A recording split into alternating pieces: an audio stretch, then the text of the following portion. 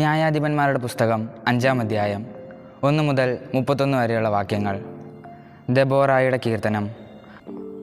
അന്ന് ദെബോറായും അബിനോവാമിൻ്റെ പുത്രൻ ബാറക്കും ഇങ്ങനെ പാടി: നേതാക്കന്മാർ ഇസ്രായേലിനെ നയിച്ചതിനും ജനം സന്തോഷത്തോടെ തങ്ങളെ തന്നെ സമർപ്പിച്ചതിനും കർത്താവിനെ വാഴ്ത്തുവിൻ. രാജാക്കന്മാരെ കേൾക്കുവിൻ, പ്രഭുക്കന്മാരെ ശ്രദ്ധിക്കുവിൻ. കർത്താവിന് ഞാൻ കീർത്തനം പാടും. ഇസ്രായേലിൻ്റെ ദൈവമായ കർത്താവിനെ ഞാൻ പാടിപ്പുകഴ്ത്തും.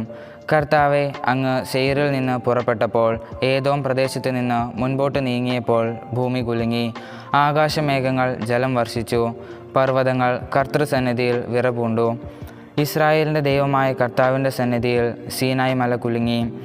അനാത്തിൻ്റെ മകൻ ശങ്കാറിൻ്റെ കാലത്തും ജായേറിൻ്റെ കാലത്തും സഞ്ചാരികളുടെ പോക്ക് നിലച്ചു. യാത്രക്കാർ ഈടുവഴികൾ തേടി. ദെബോറ, നീ ഇസ്രായേലിൽ മാതാവായി തീരും വരെ അവിടെ കൃഷിവലർ അറ്റുപോയിരുന്നു. പുതുദേവന്മാരെ പുണർന്നപ്പോൾ യുദ്ധം കവാടങ്ങളിലെത്തി. ഇസ്രായേലിലെ 40,000-ങ്ങൾക്കിടയിൽ കുന്തമോ പരിചയോ കാണുന്നുണ്ടായിരുന്നു. എൻ്റെ ഹൃദയം ഇസ്രായേലിലെ സേനാപതികളിലേക്ക് തിരിയുന്നു. അവർ സസന്തോഷം തങ്ങളെ തന്നെ ജനങ്ങൾക്ക് വേണ്ടി സമർപ്പിച്ചല്ലോ. കർത്താവിനെ വാഴ്ത്തുവിൻ.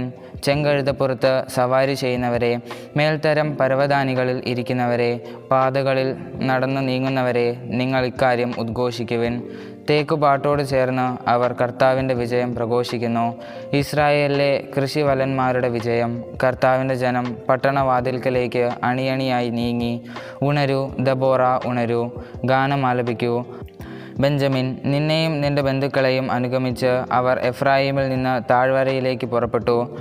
മാഖീറിൽ നിന്ന് സേനാപതികളും സെബുലൂണിൽ നിന്ന് സൈന്യാധിപൻ്റെ ദണ്ഡ് വഹിച്ചവരും താഴേക്ക് അണിയായി നീങ്ങി.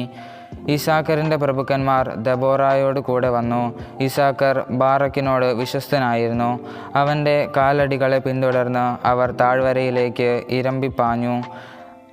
റൂബാൻ ഭവനങ്ങളിൽ ആഴത്തിൽ ഹൃദയപരിശോധന നടന്നു. ആട്ടിൻപറ്റങ്ങളുടെ ഇടയിൽ അവയ്ക്കുള്ള കുഴൽവിളി കേൾക്കാൻ നിങ്ങൾ തങ്ങിയതെന്ത്? റൂബാൻ ഭവനങ്ങളിൽ ആഴത്തിൽ ഹൃദയപരിശോധന നടന്നു. ഗിലെയാദ് ജോർദാനിപ്പുറം തങ്ങി. ദാൻ കപ്പലുകളോടൊപ്പം വസിച്ചതെന്തുകൊണ്ട്? ആശേർ കടൽ തീരത്ത് നിശ്ചലനായി ഇരുന്നു. തുറമുഖങ്ങളിൽ താമസമുറപ്പിച്ചു. സ്വന്തം ജീവനെ മരണത്തിനേൽപ്പിച്ച ജനതയാണ് സെബുലൂൺ. യുദ്ധകളത്തിൽ നെഫ്താലിയും മരണം വരിച്ചു. രാജാക്കന്മാർ വന്ന് യുദ്ധം ചെയ്തു. താനാക്കിൽ മെഗിദ്ദോ ജലാശയത്തിനിക്കരെ കാനാൻ രാജാക്കന്മാർ പ്രത്യാക്രമണം നടത്തി. അവർക്ക് കൊള്ളയടിക്കാൻ വെള്ളി കിട്ടിയില്ല. ആകാശത്തിൽ നക്ഷത്രങ്ങൾ യുദ്ധം ചെയ്തു. സഞ്ചാരപഥങ്ങളിൽ നിന്നുകൊണ്ട് അവർ സീസോറയ്ക്കെതിരെ പൊരുതി. കിഷോൺ പ്രവാഹം അവരെ ഒഴുക്കിക്കളഞ്ഞു. കുതിച്ചു മുന്നേറുന്ന കിഷോൺ പ്രവാഹം. എൻ്റെ ആത്മാവെ, ശക്തിയോടെ മുന്നേറുക. അപ്പോൾ കുതിരക്കുളമ്പുകൾ ഉറക്കെ പതിച്ചു. അവ കുതിച്ചു കുതിച്ചു പാഞ്ഞു. മെറോസിനെ ശപിക്കുക. കർത്താവിൻ്റെ ദൂതൻ പറയുന്നു, അതിലെ നിവാസികളെ കഠിനമായി ശപിക്കുക. എന്തെന്നാൽ അവർ കർത്താവിൻ്റെ സഹായത്തിന് വന്നില്ല. ശക്തന്മാർക്കെതിരെ കർത്താവിനെ തുണയ്ക്കാൻ അവർ അണിനിരന്നില്ല. കേന്യനായ ഹേബെറിൻ്റെ ഭാര്യ ജായേൽ ആകട്ടെ കൂടാരവാസികളിൽ ഏറ്റവും ധന്യ. അവൻ വെള്ളം ചോദിച്ചു, അവൾ പാൽ കൊടുത്തു. രാജകീയ താലങ്ങളിൽ കട്ടിത്തൈര്യം കൊണ്ടുവന്നു. അവൾ കൂടാരത്തിൻ്റെ മരമണി കയ്യിലെടുത്തു, വലത് കൈയിൽ വേലക്കാരുടെ ചുറ്റികയും. അവൾ സീസോറയെ ആഞ്ഞടിച്ചു, അവൻ്റെ തല തകർത്തു. അവൾ അവൻ്റെ ചെന്നി കുത്തിത്തുളച്ചു, അവൻ നിലം പതിച്ചു. അവളുടെ കാൽക്കൽ നിശ്ചലനായി കിടന്നു. അവളുടെ കാൽക്കൽ അവൻ വീണു, അവിടെ തന്നെ വീണു മരിച്ചു. സീസോറയുടെ അമ്മ കിളിവാതിലിലൂടെ എത്തിനോക്കി, ജാലകത്തിലൂടെ വിളിച്ചു പറഞ്ഞു, അവൻ്റെ രഥം വൈകുന്നതെന്തുകൊണ്ട്? രഥകുതിരകളുടെ കുളമ്പടി വൈകുന്നതെന്തുകൊണ്ട്? അവളുടെ ജ്ഞാനവതികളായ സഖികൾ ഉത്തരം പറഞ്ഞു, അല്ല, അവൾ തന്നെത്താൻ പറഞ്ഞു, അവൻ കൊള്ള തിട്ടപ്പെടുത്തുകയും പങ്കുവയ്ക്കുകയുമല്ലേ?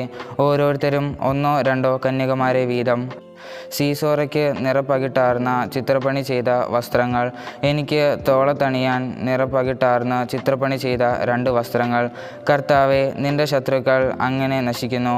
എന്നാൽ നിന്റെ സ്നേഹിതർ ശക്തിയുള്ള ഉദയസൂര്യനെ പോലെയാകട്ടെ. തുടർന്ന് 40 വർഷം രാജ്യത്ത് ശാന്തത നിലനിന്നു.